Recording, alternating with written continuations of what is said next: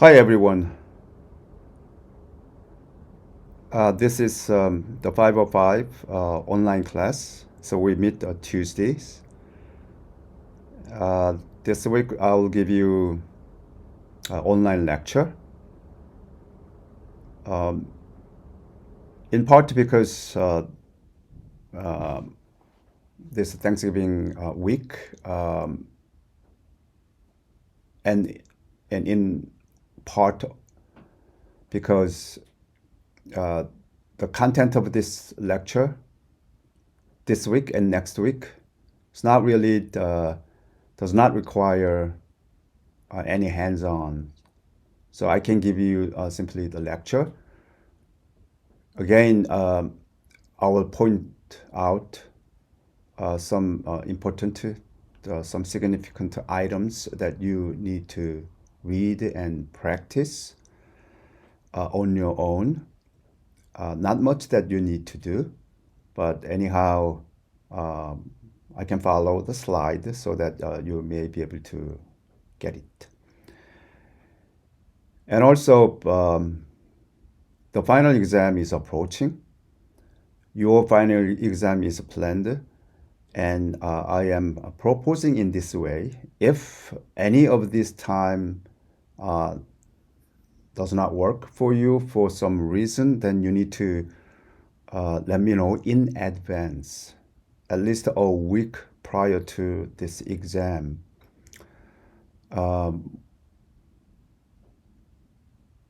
If that is a reasonable cause, then I will accept it so that you may get an incomplete grade.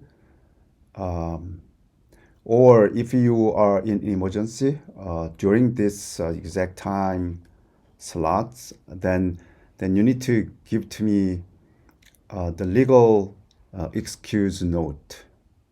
Okay, it could be a medical issue, or if it is the case, then you need to get the letter from your medical doctor with legal signature from medical doctors. You know that, right? In that case, also you will receive an incomplete grade. So incomplete grade will last until you change your grade. You can change your grade by complete this work as soon as possible. All right. There's no makeup, of course, mainly because there's no enough time after you take this exam, and then we need to report the final grade to the college.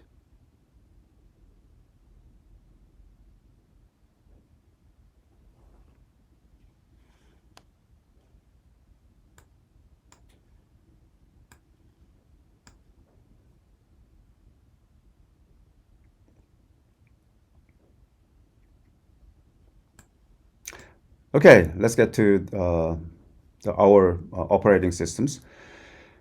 The last week I gave you a demo in 3 different versions.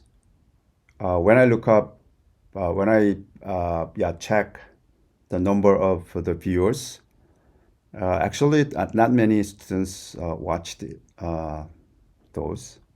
Yeah, I think about 50% of you guys watched the demo video clips, which is not really acceptable. Yeah, please check out the demo so you may be able to learn how the client server can be built and communicated within the same platform or across the platforms. Okay, so what is left? Operating systems and database systems. Today we will look at operating systems. Okay, and then next week I'll give you another online lecture, which is the concept of database systems. So today and the next week, you will receive a video lecture. And then my final lecture in this semester, that is the week of December 4th. Then I'll give you a demo of database. All right. And then following week, that is your final exam.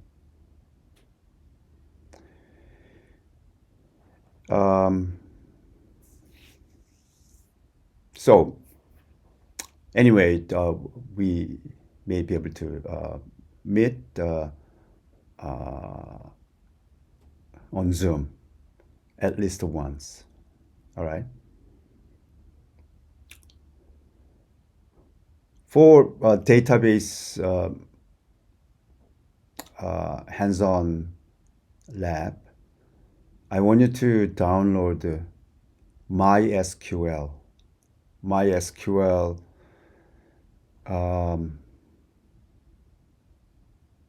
I believe that is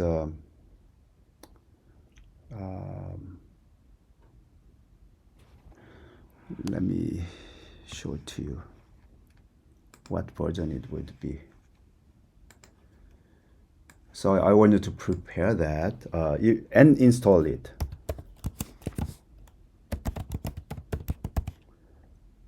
MySQL downloads. There are two different versions, right? Mac version and Windows versions. So you need to install MySQL. You can download it from www.mysql.com. Go there. I want you to download the community version. Here, my enterprise editions. Yeah, community MySQL community download. I believe this is it. Let me click this.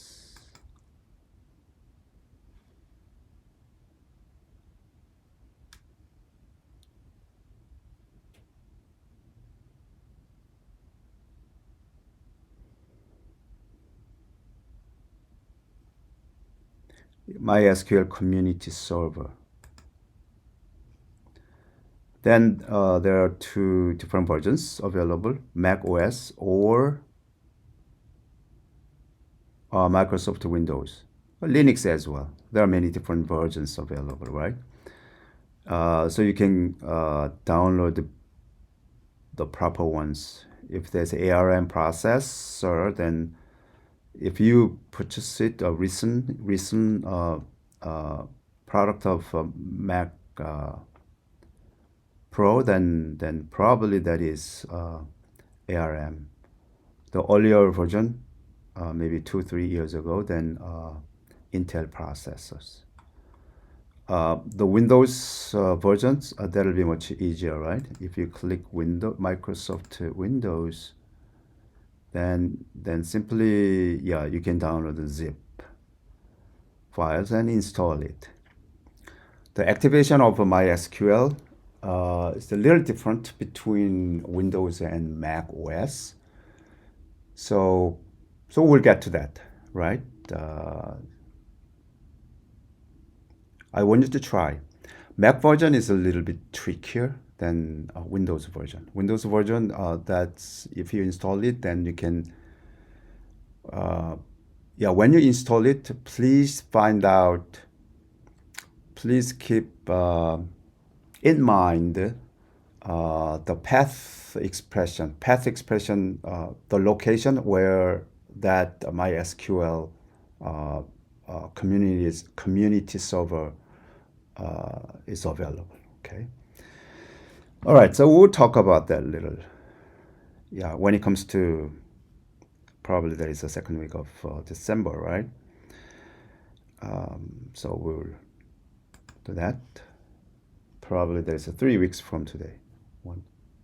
Today and next week. Oh, 2 weeks from today. Okay, today we were operating system. Next week, the concept of a database management system. And following week, we'll work on hands-on, okay? So SQL expression will be learned. That'll be the last lecture. And following week, your final exam. All right, so operating systems.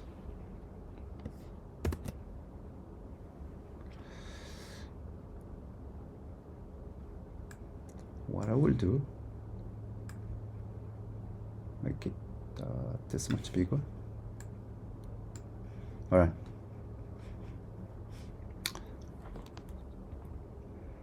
What is operating systems? Operating system is a collection of programs, okay? So that manages your computing power. It executes your program, or it executes the programs already installed about your system itself. We call that operating systems, okay? Operating system is nothing but program. Nothing but like the Python program that you coded earlier in this semester. You practiced a lot, right? And operating systems aims to make the computer system convenient to use. So that operating systems, that each programs knows how to manipulate hardware.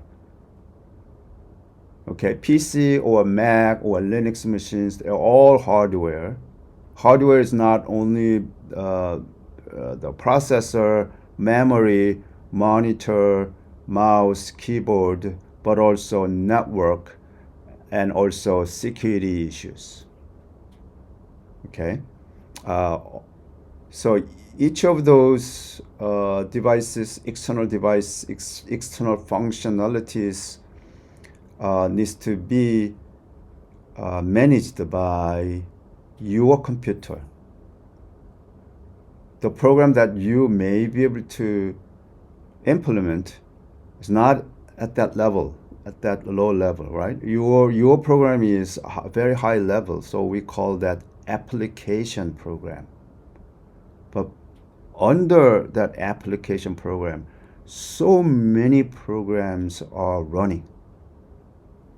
Okay, so operating system is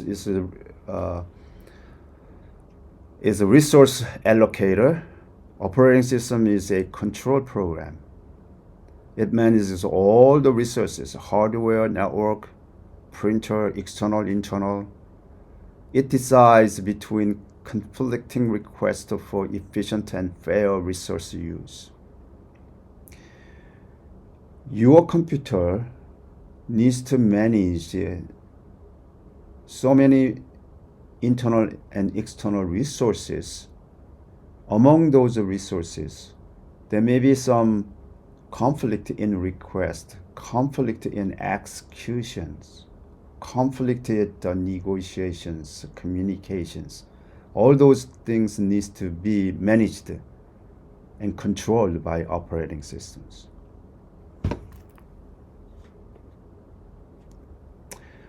Someone may ask you, all those the detailed massive programs needed to manage the hardware and network resources, then it should be loaded and it should run, right? Once operating system is loaded in memory, like this, operating systems once loaded in memory, then your CPU fetch the data. Hey, at particular time, hey, I need to do security management. At another time, hey, I want to do network communication. I want to do something. I want to print. My user wants to do print. Some of the interrupt from the keyboard, all such things. So a lot of communications of the internal and external devices and CPU and memory. Once operating system is stored in your storage, right? So when you turn on the system, then operating system comes and available here. Some of them can be here, so that there's some control controls programs that program may control among those management packages. That's what they do. Someone may ask you,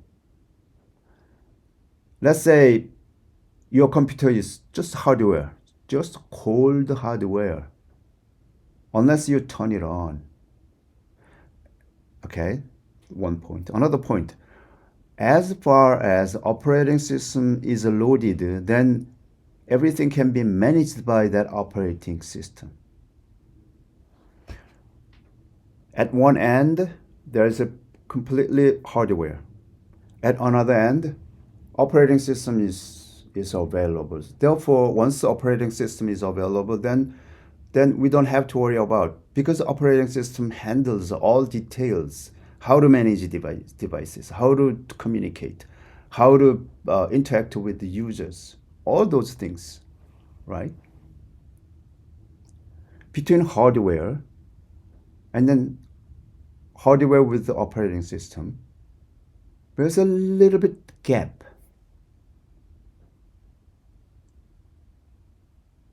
Who brings operating system here on memory and available and let operating system operate, execute?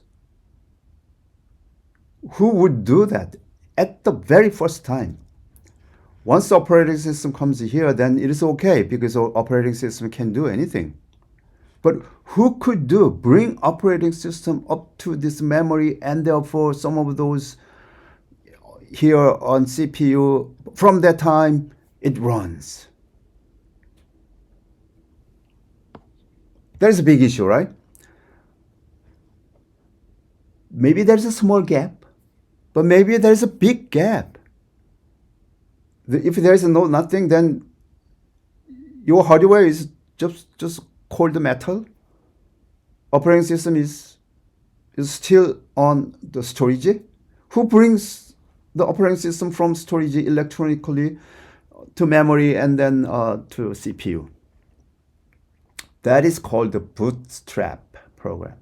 Bootstrap program reside in not in RAM, but in ROM. See here, ROM and RAM. ROM or EPROM. ROM and EPROM, it is not ROM and RAM. ROM is not volatile, which means it's not erasable. Okay, anything on this memory here, memory, this is a RAM. So if there is no power, all gone, right? Empty. If there is a power, then somebody brings the operating systems, load into memory. Therefore, CPU can use something from the memory. Okay, but there is a firmware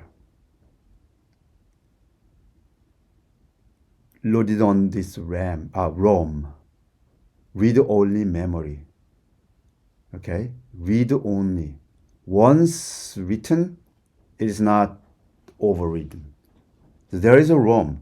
On this ROM, there is a firmware. That is called the bootstrap program. What is bootstrap?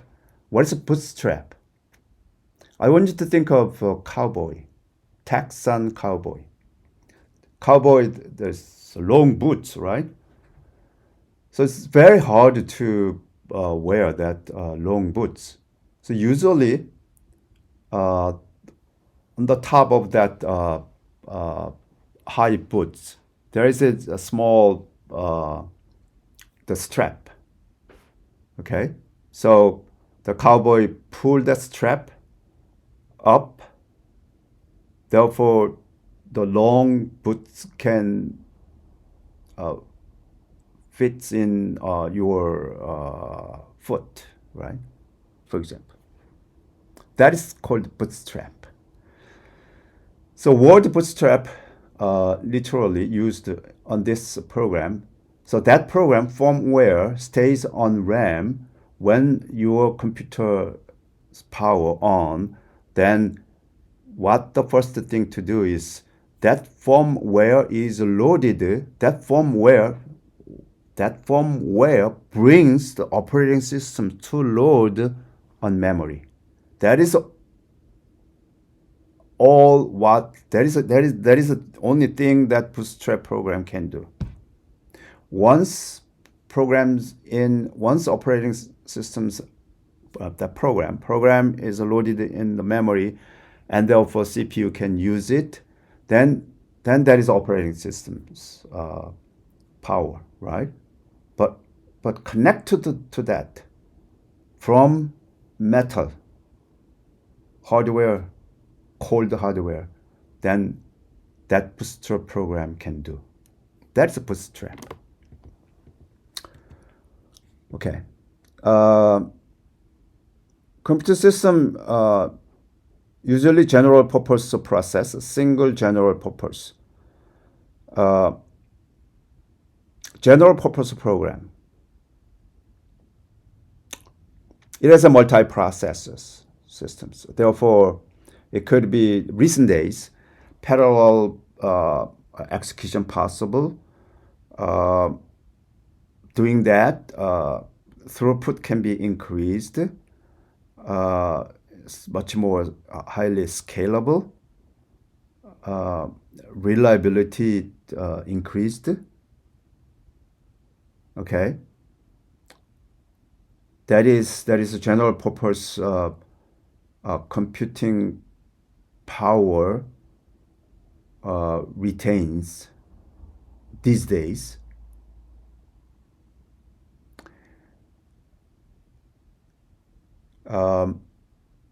It's a general purpose. That's what we are talking about right now, right? Operating systems. But these days, as so many other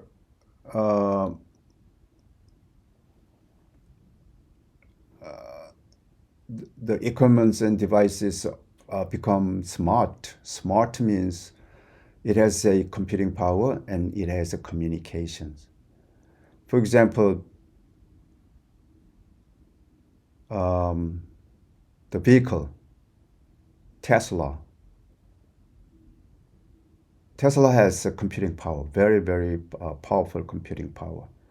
But it does not need to do the general purpose processor, right? It has its own, not general purpose processor, it has a special purpose processor needed.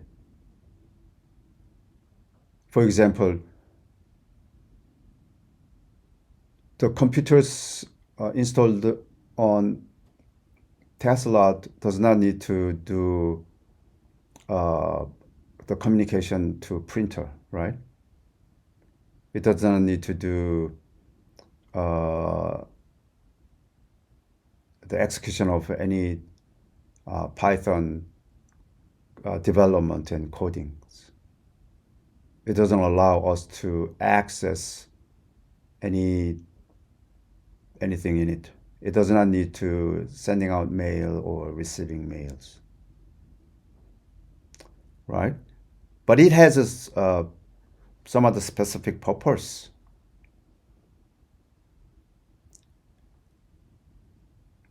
If you have a smart refrigerator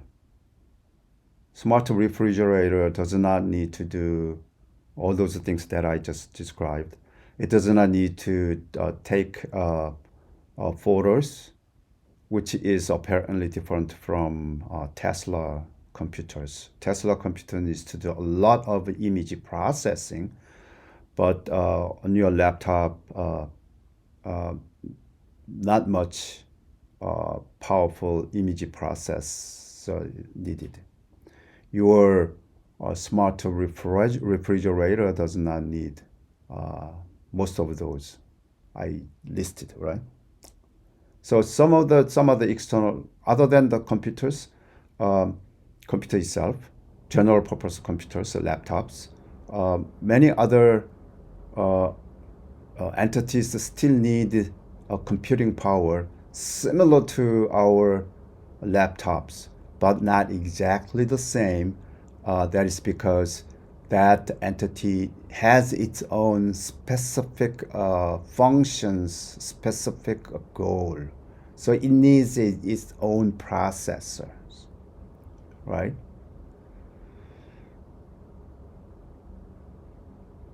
Anyway, that is a trend. So ARM and Intel, two different processors. ARM is more like the specific purpose processors oriented. Intel general purpose. But anyway, here we have symmetric multiprocessing and asymmetric multiprocessing. Asymmetric multiprocessing means each processor is assigned a, a specific the task. Symmetric multiprocessing is they're all the same ones. So symmetric, then there's a memory. The same memory may be used by multi-processor, multi-CPUs, right? Dual core, same thing. This is a symmetric, typical CPU example, right? Or quad core design. They're all in the same way. But asymmetric, that is more, we'll talk about that a little later. And then operating systems has multi-programmings. So that is single user cannot keep CPU and I/O devices busy at all times. So operating systems needs to provide not to all the features not only to one single user but multiple users. So multiple user can execute its own programs, but the same computer needs to handle multiple, each of those requests from different users. So multi-programming organizes jobs. So CPU always has one to execute. If there is a one CPU, then one execution at a time, but it needs to handle multiple programs anyway, right? Therefore, there is a time sharing mechanism is needed that is called multitasking. Here is one program after another program according to job scaling, scheduling, multitasking. There's some other interventions. Before one program starts to execute, before it ends, another program starts. But think about one CPU, okay, one stream. But then that execution stops at some points. And meanwhile, another program comes on CPU and starts, and another program comes in. A lot of interventions. So response, each user has at least one program executing in memory. If several jobs are ready to run at the same time, then CPU scheduling also. If a processor doesn't fit in memory, swapping moves them in and out to run. A lot of swiping is needed as well. Swapping that happens in memory only, and also between memory and CPUs, right? Here there is a cache, a little bit of the memory, so stays here, brings here, and then there is some executions. While this is executes, in order to maximize the CPU time, another program comes. Then if this is time sharing, then a program stops here while another intervention. Then this program pushed out in here cache, and this runs. And again, at some other time, if that program is called back in again to continue to execute, that'll be fine. But this may wait longer and longer. So this cache may be full. Then part of this cache is pushed back to this memory. This is another type of swappings. Similarly, the memory, this is also limited, and storage is relatively lot bigger. So part of this can be push it back to the storage. Only this memory holds something that may be needed by this CPU sooner. If anything expected to be called by CPU later, then it can be, we call that flush back to this storage. So we can, there's some controllers also. That controller fetch the data to load in memory, and something that is already done, no needed by CPU, or because of this overflow, we need some space for other instructions that may be immediately called by CPU. Then we need to swap it back. So fetching it and flushing. Fetching, flushing, fetching, flushing. There is a swapping also. Between this cache and memory, that is also a similar kind of swappings. Memory layout multi-programmed systems. Multi-program is one program that is nothing but job in operating systems. There is an operating system's instructions resides on the lower address of this memory. Higher address, some jobs. Okay, a lot of details also needed, but in macroscopic, the memory may be allocated in that way. Operating systems usually runs based upon interrupt. So interrupt handling is very, very important. Why? Because your software, your hardware, your software may not know whether there is a email comes into your systems, whether there is a the HTML data comes into your web browser. So every time something happens, then hardware interrupt it. One typical interrupt from your hardware is from your keyboard, right? There's a Control C. Usually, Control C is an interrupt. So stop the current process. That is Control C. That's one of typical interrupt, right? Hardware interrupted by one of the devices. From keyboard, that is typical interrupt from keyboard is a Control C. Typical interrupt from the Ethernet connections, then there is some, if data comes in, then there is a little higher the current, the amplifier becomes higher than normal. Therefore, that tick into your network card. So network card, when it comes into network card, then network card interrupt to the operating systems. So that is a software interrupt. Some of the exceptions. Okay. As you do programs, because of the time issue, we will not do much about exception handling. But exception handling is another big issue, right?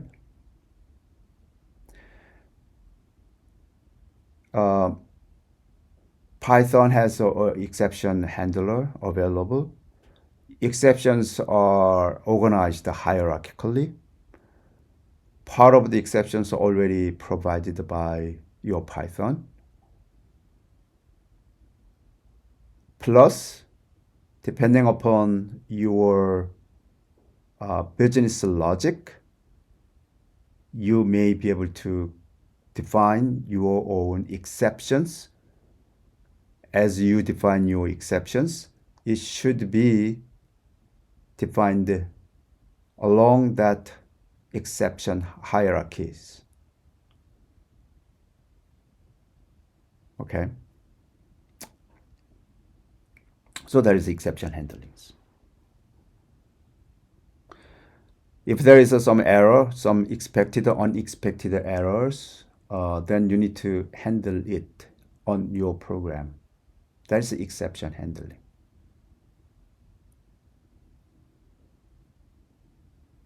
Suppose your program try to download Wall Street stock price, that is a streaming data. So you want to receive the data and the display and do some analyze. So that is the whole scenario of your Python programs. But what if there is no data comes in, but your program still some other steps in certain sequence, that steps needs to handle the stock data, but stock data does not come in, then you have to handle it, right? There may be two cases where data available, or if data is not available, then you can say, hey, there is an exception. So separately, that exception needs to be handled. So all such things may be interrupt-driven. The mechanism, therefore, hardware and software can be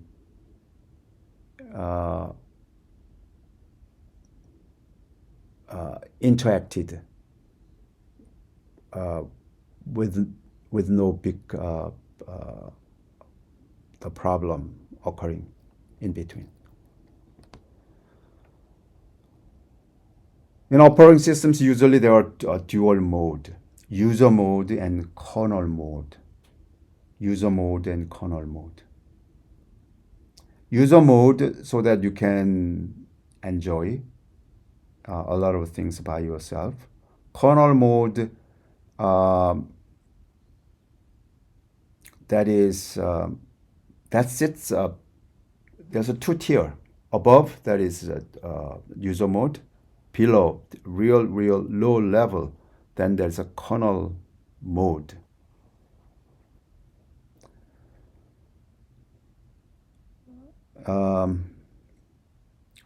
So kernel mode needs usually higher privileges.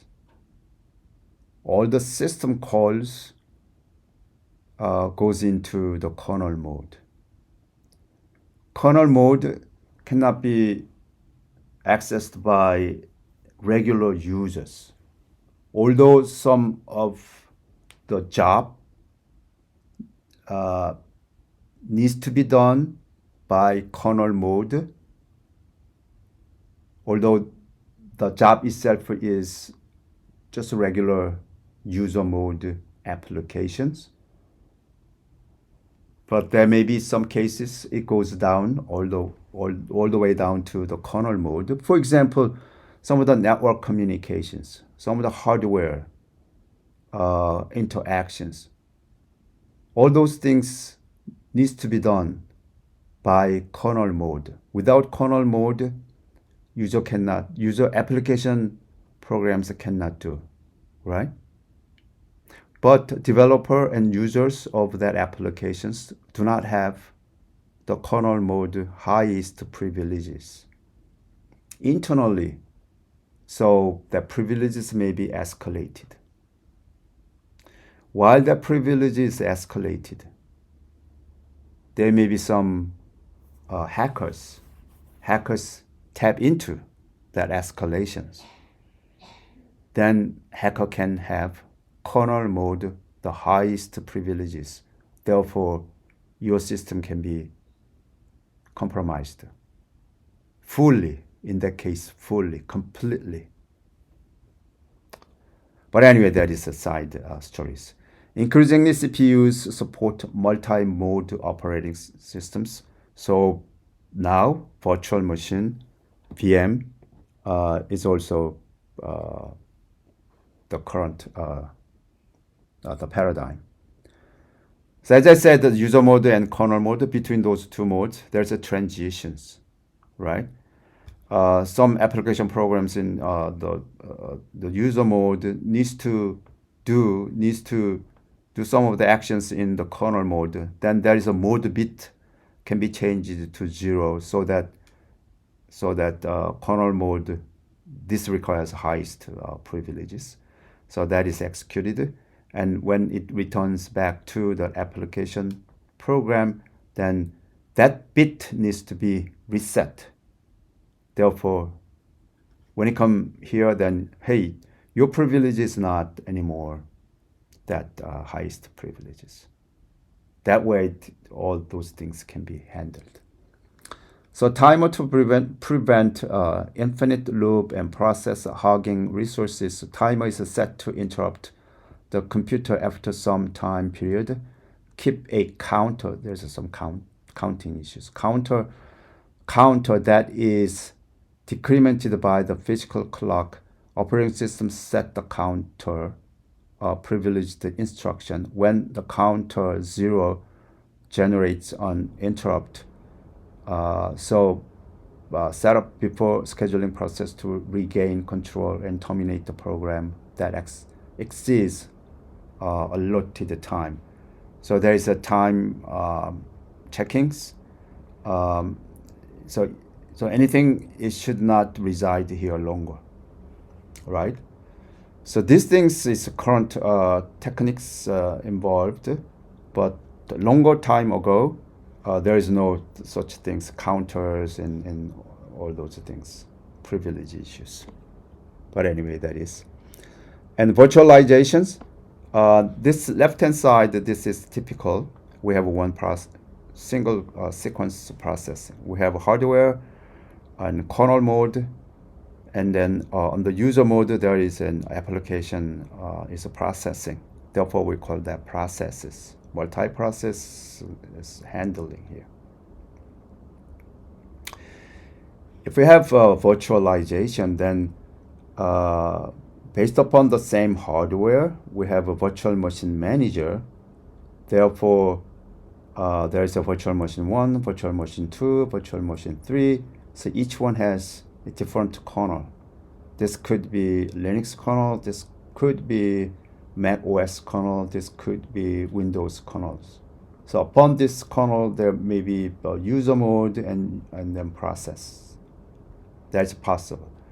So on one machine, all different kinds of platforms running. Here on one machine, all dedicated operating systems. Okay. This kind of operating system, the concepts can be also handled by Pythons. So some of the commands that I listed here, if you want to see the current work directory, then you need to, by the way, you have to first import OS, and then get the CWD. If you want to change directory, then os.chdil. If you want to see what operating systems that you have, then os.name. If you want to make a directory, mkdir. If you want to change the file, then rename. If you want to delete it, remove. If you want to delete the directory itself, then remove dir. this all the commands running on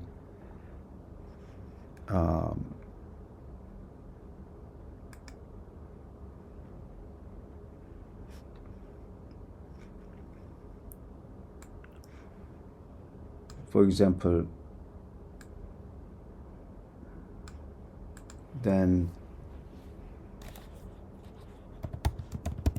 import OS, and then OS dot name, then the POSIX, OS dot get CWD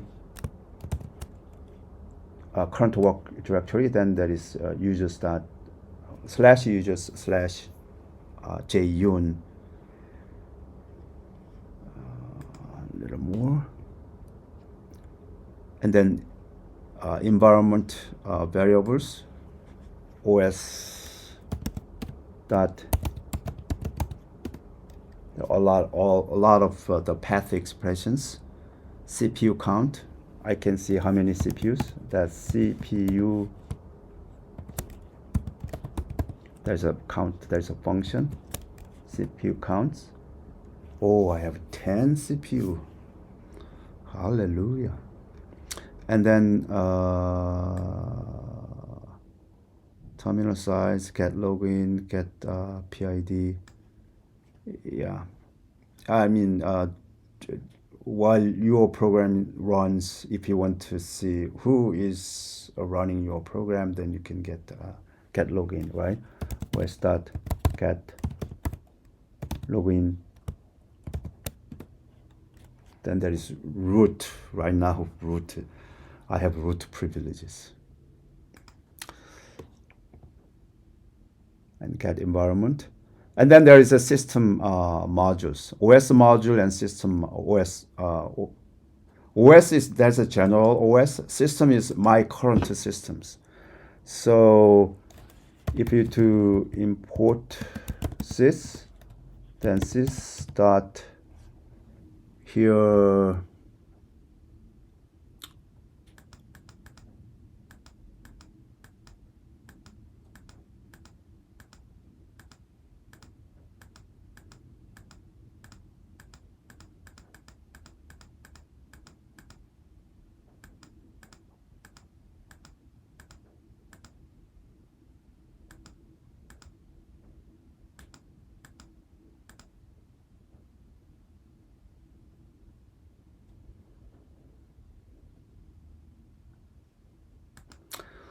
okay, let's do path that you can see. This is two things that you could do. You can use OS module. On OS module, you can get env and path. Then you can get that, or in on OS module, you can do environment, right? Oops. Right. And hash info. Some of you know what the hash is. The size of a hash. If you want to see sys dot hash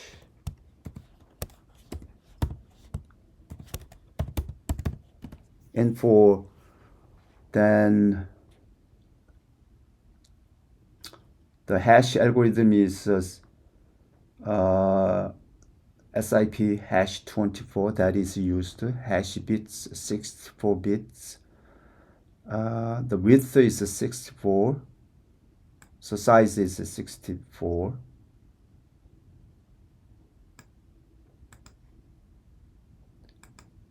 OS does not have the OS hash info is available on sys.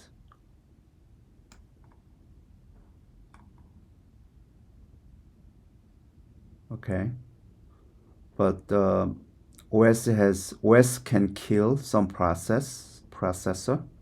If that processor does not move, then you can do OS kill. See what happens. There's US function kills. So probably you need to have some of if we have some of the processors listed, what is the current processor? What is the list? What is the processors? Process. That's the jobs. That's programs. What are the processes currently executing? And then you can kill some of those if you want, right? So if we have help, and then there is a OS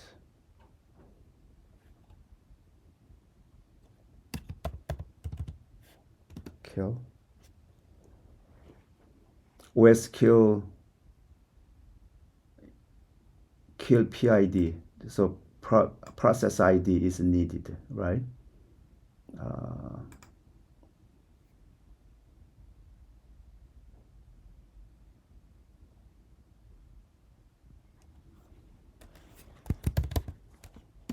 But anyway, so we are not doing that much.